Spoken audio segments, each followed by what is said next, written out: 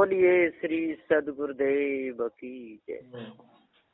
विश्व वंदनीय संत सम्राट वंदे छोर सदगुरु श्री कबीर साहब जी, मेरे हृदय मंत्र के आराध्य परम पूज्य गुरुदेव जी, पूजा की युग सभी संत समाज, मैं चरण कमलों में सिर झुका के त्रिवार बंदी करता हूँ। बोलिए श्री सदगुरुदेव की जय। बंदी छोर सदगुरु श्री कबीर साहब जी का जो उपदेश है वो सारी टेढ़ को निकाल देता है, सारी कमी को निकाल देता है। किसी प्रकार की मानंदी को नहीं छोड़ता, लेकिन समझने वाला जिज्ञासु है वो एकदम बढ़िया पवित्र होना चाहिए। उसका लक्ष्य शुद्ध साफ होना चाहिए। भाव से छूटने की उसकी भावना होनी चाहिए। जब उसकी भाव से छूटने की भावना हो, जड़ चेतन के भेद को समझने की भावना हो, सारी कमियों को दूर करने की भावना हो, तो सदगुरु श्री कबीर साहब जी के उपदेश से सभी प्रकार की टेढ़ निकल जाती है। सदगुरु श्री कबीर साहब जी का मुख्य ग्रंथ है बीजक। बीजक में 11 प्रकरण है। तो शब्द प्रकरण शब्द नंबर 72 में सदगुरुदेव ने कहा है, चलहु का टेढ़ो टेढ़ो टेढ़ो। सदगुरुदेव जी पुकार के समझाते हुए कहते हैं कि चलहु का टेढ़ो टेढ़ो टेढ़ो। जब तक मनुष्य अपने आप को नहीं समझेगा तब तक धोखे में ही रहेगा, और धोखे में फंस करके उसका पूरा जीवन बीत जाएगा। मनुष्य टेढ़ा चलता है। सबसे पहले यौवन मद में टेढ़ा चलता है, जवानी में खूब हाथ इधर उधर करके कि मेरे समान अब कोई दुनिया में ना है। दूसरे नंबर पर स्त्री मद में चोर रहता है, विषय वासना धो कर विषय वासना का नशा चढ़ा रहता है। और तीसरे में धन मद में, मेरे समान कोई धन में नहीं, मैं बहुत बड़ा धनपति, मैं बहुत बड़ा हूं। इस प्रकार से टेढ़ा चलता है। और टेढ़ा सबसे पहले अपने आप से टेढ़ा चलता है। कहता है कि मैं तो किसी ईश्वर का अंश हूं, मैं नानक भिखारी प्रसन्न, मैं क्या कर सकता हूं, जो भी मुझे ज्ञान देता है ईश्वर देता है। एक तो ये टेढ़ा चला। दूसरा टेढ़ा माता पिता से टेढ़ा चलता है। माता पिता की बात नहीं मानता और धोखे में फंसा रहता है। कहता है इन्होंने क्या किया है हमारे साथ में, अरे इन्होंने अपने बच्चे पाले, हम अपने बच्चों को पाल रहे हैं, इसमें क्या दोष है। तो माता पिता से टेढ़ा चलता है। तीसरा संत गुरुजनों से टेढ़ा चलता है। पारखी सदगुरुदेव सत्य ज्ञान की बात बताते हैं तो टेढ़ा चलता है। अरे ये क्या जानते हैं जीव को, परमात्मा परमात्मा है कोई अलग, ऊपर बैठा हुआ है, वही सारे संसार को चला रहा है, ऐसा भ्रम इनके अंदर छाया हुआ है। तो सदगुरुदेव जी श्री कबीर साहब जी कह रहे हैं, चलहु का टेढ़ो टेढ़ो टेढ़ो। मठ मंदिरों की तरफ तू टेढ़ा जाता है, मस्जिद की तरफ टेढ़ा जाता है, पत्थर पहाड़ों की पूजा करने के लिए टेढ़ा चलता है, नदी नालों को नहाने के लिए टेढ़ा चलता है, और चेतन पूजा से बचता है, चेतन पूजा से टेढ़ा चलता है, भागता है देख करके, सेवा करनी पड़ेगी। दूसरी चौपाई में सदगुरुदेव जी कहते हैं कि 10 द्वार नरक भर बूढ़े, तू गंधी को बेड़ो।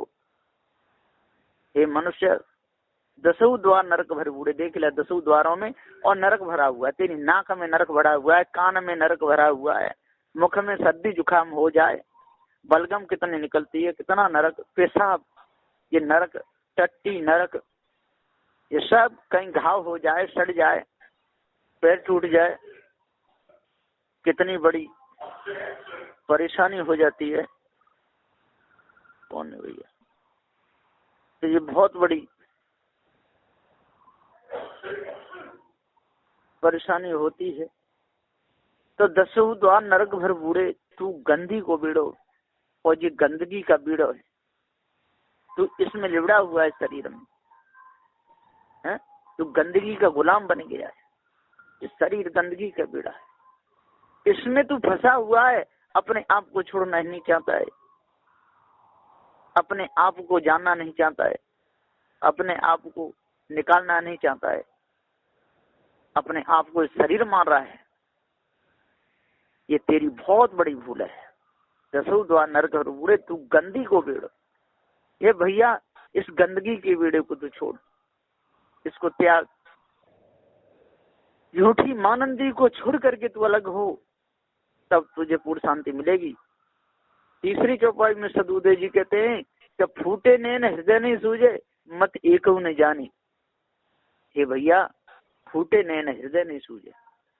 अब देखो, जितनी भी मूर्तियां बनी हुई है सारे संसार में, उनकी आंखें फूटी हुई है, उनमें रोशनी नहीं है, वो देख नहीं सकती है? उसमें हृदय नहीं है, फूटे नैन हृदय नहीं सूझे है? आपके कितने बड़े, और आपके भी नेत्र फूटे हुए, देखते हुए भी फूटे, और आपके हृदय में नहीं कुछ सूझ रहा है, ये सब क्या है? तो फूटे नैन हृदय नहीं सूझे और मत एकम न जानी। हे भाइयों, न ब्राह्मण की मति ने काम दिया, न क्षत्रिय की मति ने काम दिया, न वैश्य की मति ने काम दिया, न शूद्रों की मति ने काम दिया। ये सब के सब धोखे में भूले हुए, पहले भी भूले थे और आज भी भूले हुए। ब्राह्मण क्षत्रिय वैश्य शूद्र की महिमा छाई है, और भूल रहे नर नार मिले जिन्हें अकल न आई है, बिल्कुल अकल नहीं आई, धोखे में आज भी और दौड़ रहे। फूटे नैन हृदय नहीं सूझे, इनके नेत्र फूटे हुए, हृदय में नहीं सूझ रहा है। जब निर्गुण है, निराकार है, तो क्या है? कुछ नहीं है। जब पत्थर की मूर्ति है, उन्हें दिखता नहीं, कानों से सुनती नहीं वो मूर्ति, कुछ भी नहीं। कौड़ी कितनी भी अच्छी अच्छी लगा दो, कितनी भी अच्छी आंखें बना दो, लेकिन रोशनी नहीं है। जो फूटी आंखें हैं, कान है, फूटे कान है ना, जिब्या कुछ भी लगाते रहो, वो स्वाद नहीं बचा सकती पत्थर की मूर्ति। तो फूटे ने हृदय नहीं सूझे, मत एक नहीं जानी, इनकी एक की भी मति ने काम नहीं किया। ये धोखे में फंस करके सब पूज रहे हैं, ब्राह्मण क्षत्रिय वैश्य शूद्र सब पूज रहे हैं, है ना। फूटे नैन हृदय नहीं सूझे, इनके नैन फूटे हुए। जब हम इतने चिल्ला रहे हैं, जब खुदा नहीं आ रहा है, कुछ नहीं कह रहा है, तो है नहीं। शेख सैयद मुगल पठान, ये सब के नेत्र फूटे हुए, इनको दिखता नहीं, धोखे में भूले हुए हैं। चौथी चौपाई में सदुदय जी कहते हैं कि काम क्रोध तृष्णा के माते बूढ़े मुए बिन पानी।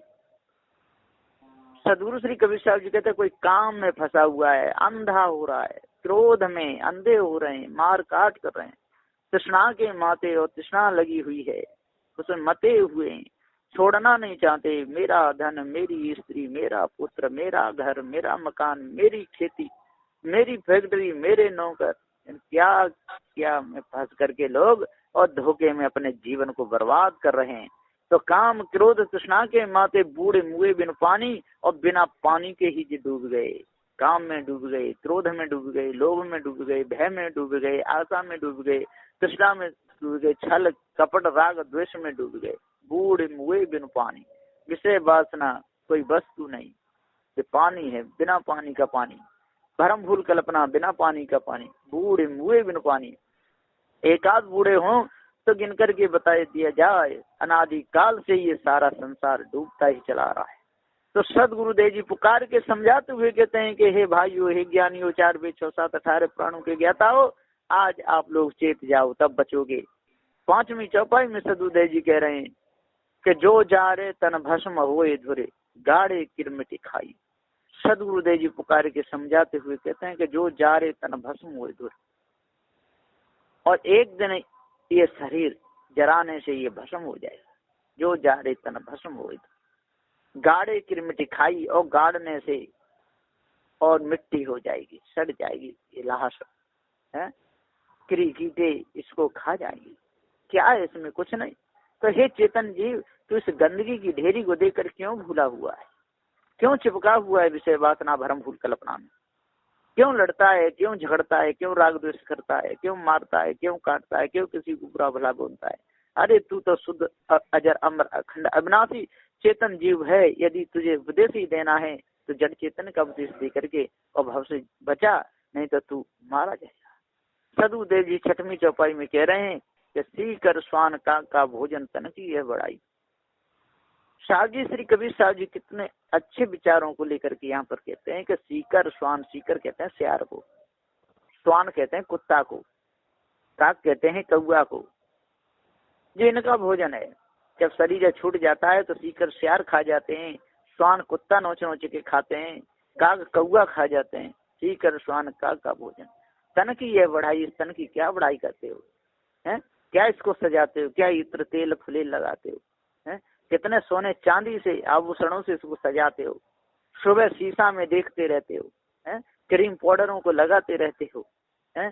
कोई कोई तो नाई पे जाकर कटिंग करवाते हैं 500-500 रुपया दे दे करके, हैं? कितने भूले हुए लोग हैं। सदगुरुदेव जी पुकार के समझाते हुए कह रहे हैं सीकर स्वान काग का भोजन तन की यह बढ़ाई। इस तन की क्या बढ़ाई है, ये अरे भैया ये तन तो एक धूल में मिल जाएगा, और जैसे आपके संस्कार होंगे तैसे खाने में आप चले जाओगे। इसलिए चेतन पूजा में लगो और झूठी मानंदी को त्याग दो। आगे सदगुरुदेव जी कहते हैं 7वें नंबर की चौपाई में कि चेतन देख मुग्ध नर बोरे सोते काल न दूरी। हे मनुष्य तू चेत जा, जाग जा, अरे घमंड अभिमान को छोड़ दे, शराब पीना जुआ खेलना छोड़, चेतन देख मुग्ध न बोरे। अरे क्यों मुग्ध हो रहा है, क्यों चेत के नहीं देख रहा है, क्यों नजर फैला के नहीं देखता। तो काल न दूरी, हे भैया तेरे से काल दूर नहीं है, कब काल का तमाचा लग जाए, कब तेरा प्रारब्ध पूरा हो जाए, कब शरीर छूट जाए, इसका कुछ नहीं कह सकते। फिर तेरी वासना तुझे पशु पक्षी उसमें खाने में पटक देगी, तू कुछ भी नहीं कर पाएगा। इसलिए आज ही जल्दी से जल्दी उठ जाग, जल्दी से जल्दी बैठ जा, जल्दी से जल्दी अपने हृदय के नेत्रों को खोल। इससे तुझे पता चल जाए कि चेतन जीव सत्य है, अजर अमर अखंड है, इसके ऊपर कोई ईश ब्रह्म परमात्मा नहीं। जो भी मानंदी की है, जो भी जिसम फंसा हुआ है, ये चेतन जीव फंसा हुआ है, इसके ऊपर कोई ईश ब्रह्म परमात्मा है ही नहीं। तो चेतन देख मुक्त न बोरे, और तुझे काल न दूरी, तू चेतन तेरे से काल दूर नहीं, कब काल बदी का थपेड़ा लग जाए इसका कुछ भी नहीं कह सकते। सदगुरुदेव जी 8वें नंबर की चौपाई में यहाँ पर पुकार कहते हैं कि कोट ने यत्न करो यह तन की अंत अवच्छा धूरी। कितने भी यत्न कर लो, काजू खा लो, बादाम खा लो, छुआरे खा लो, दूध पी लो, किशमिश खा लो, है ना, मांस खा लो, अंडे खा लो, कितना कुछ भी करो, लेकिन ये शरीर एक धूले में मिल जाएगा। कोट ने यत्न करो यह तन, कितना भी इसको सह दो, कितना भी माल मलिदा खाओ, कितने भी मछलियां खाओ, अंडे खाओ, मुर्गा खाओ, कितने भी पाप कर्म कमा लो मांस खा खा करके, खून बहा दो, लेकिन अंत अवस्था धूरी, अंत में तो ये अवस्था सारी धूरे में मिल जाएगी। देखो एक दिन बच्चापन था, फिर जवानी आई, जवान अधेड़ अवस्था आई, बुढ़ापा आया, जर्जर अवस्था हुई और शरीर छूट गया। किसका रहता है, किसका रहा है? यदि कर्मों को बिगाड़ लोगे तो ये कर्म आपको दुख ही देंगे, सुख नहीं दे सकते। कर्म का जब फल आएगा तो बहुत बुरी तरह आपको और कष्ट सहना पड़ेगा। तो कोट ने यत्न करो यह तन की अंत अवस्था अधूरी। सदगुरुदेव जी 9वीं नंबर की चौपाई में कहते हैं कि बालू के घरवा में बैठे चेतत ना अयाना, ये बालू के घर के समान है ये शरीर, कब गिर जाए कुछ कह नहीं सकते। जिस प्रकार से बालू के ऊपर यदि घर बना दिया जाए, तूफान आ जाए या वर्षा जोड़ के हो जाए, बालू खिसकने से पूरा का धड़ाम सीधे गिर जाता है। इसी प्रकार से ये मनुष्य जन्म बालू के घर के समान है। तो बालू के घर बाम में बैठे और चेतत ना अयाना, हे अज्ञानियों, हे अजान लोगों, क्यों आप चेतन पूजा को छोड़कर पत्थर पूजते हो, ज्ञान गंगा को छोड़ करके जल की गंगा नहाते हो, कहाँ कहाँ जा करके दुनिया में आप सिर पटकते रहते हो, आप अपने आप को नहीं जान पा रहे, ये आपकी बहुत बड़ी भूल है। इसलिए हे ज्ञानियों, हे विद्वानों, 4 वेद 6 7 18 पुराणों के ज्ञाताओं, आज आप जाग जाओ। बालू के घरवा में बैठे चेतत ना अयाना, आप बहुत बड़ी अज्ञानता है आपके अंदर। हे अज्ञानियों, आप क्यों नहीं चेतते हो? आप हो तो ज्ञानी, चेतन जीव ज्ञान स्वरूप ही है। आपके ऊपर कोई ईश्वर परमात्मा तो नहीं है, कोई देवी देवता तो नहीं है, लेकिन आप भ्रम में फंस करके अपने पद को भूल गए हो। इसलिए आप अपने आप को जानो, तब पूर्ण शांति मिलेगी, नहीं तो मिथ्या धोखे में आपका पूरा जीवन चला जाएगा। सदगुरुदेव जी 10वें नंबर की चौपाई में कहते हैं कि कहीं कबीर एक राम भजे बिन बूढ़े बहुत सयाना। सदगुरुदेव जी पुकार के कहते हैं 10वें के नंबर की चौपाई में, कहीं कबीर एक राम भजे बिन सदगुरुदेव जी कहते जब तक आप अपने आप की तरफ नहीं भजोगे, अपने आप को नहीं जानोगे, चेतन जीव को नहीं जानोगे, तब तक बूढ़े बहुत सयाना बहुत डूब गए अपने आप को जाने बिना, चेतन अविनाशी को जाने बिना और ईश ब्रह्म परमात्मा की कल्पना को तजे बिना। जो दशरथ का बेटा राम, जो सीता का गुलाम, विषय वासना में फंसा रहा पूरा जीवन, लड़ लड़ के मरते रहे, उनकी गुलामी लोगों के अंदर से नहीं निकलती। तो सदगुरुदेव जी पुकार के समझाते हुए कहते हैं सब अपने अपने कर्मों का और फल भोग रहे हैं। सदगुरुदेव जी पुकार के समझाते हुए तो कहीं कबीर एक राम भजे बिन, दशरथ के बेटा राम की गुलामी तजे बिन, मूर्खता को छोड़े बिन, बूढ़े बहुत सयाना, बड़े बड़े सयाने, बड़े बड़े ज्ञानी, बड़े बड़े विद्वान डूब गए। चेतन जीव ही सत्य है, जय रमैया राम है। इसलिए हे भाइयों, हे ज्ञानियों, अष्ट महासदगुणों को अपने अंदर धारण करो, तब आपके अंदर शांति मिलेगी। सदगुरुदेव जी इस शब्द नंबर 72 में कह रहे हैं कि चलहु का टेढ़ो टेढ़ो टेढ़ो, दसहु द्वार नरक भर बूढ़े, तू गंदी को वीड़ो, फूटे नैन हृदय ने सूझे मत एक नहीं जानी, काम क्रोध तृष्णा के माते बूढ़े मुए बिन पानी, जो जारे तन भस्म होय फिर गाड़े किरमित खारी, सीकर स्वान का भोजन तन की यह बढ़ाई, चेतन देख मुक्त नर बोरे तो ते काल न दूरी, कोट ने यतन करो यह तन की अंत अवस्था धूरी, बालू के घरवा में बैठे चेतत न अयाना, कहें कबीर एक राम भजे बिन बूढ़े बहुत सयाना। अब मैं यहीं पर अपनी वाणी को विराम देता हूँ। बोलिए श्री सदगुरुदेव की जय।